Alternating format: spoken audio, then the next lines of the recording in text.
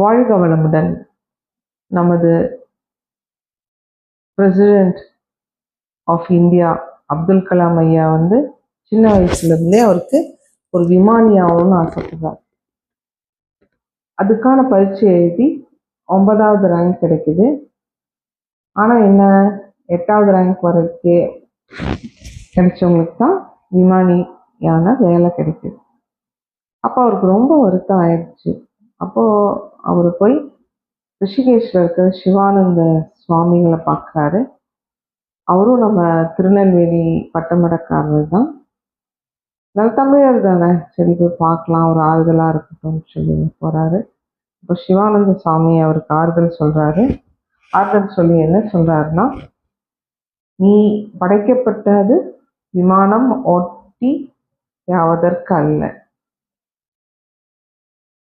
வேறு எதற்காகவோ நீ படைக்கப்பட்டிருக்கிறாய், அதை நோக்கி செல் அப்படின்னு சொல்றார்.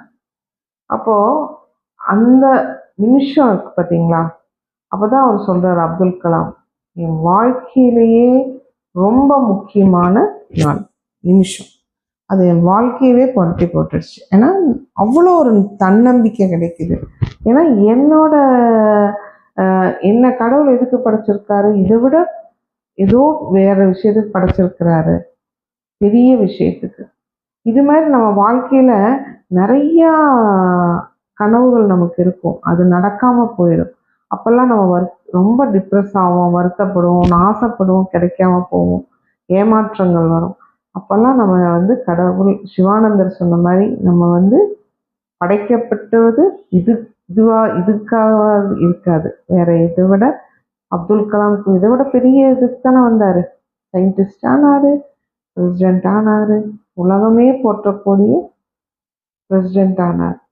அது மாதிரி நமக்கும் நம் கனவுகள் சில நேரம் நடக்காமல் போகலாம். அப்பொழுதெல்லாம் சிவானந்தரையும் கலாமையும் நினைத்து நம் எதற்காக படைக்கப்பட்டோமோ அதை நோக்கி செல்வோம் என்று சொல்லிக்கொண்டு உங்களிடம் இருந்து விடை பெறுவது பாரதி ஃப்ரம் இந்தியா.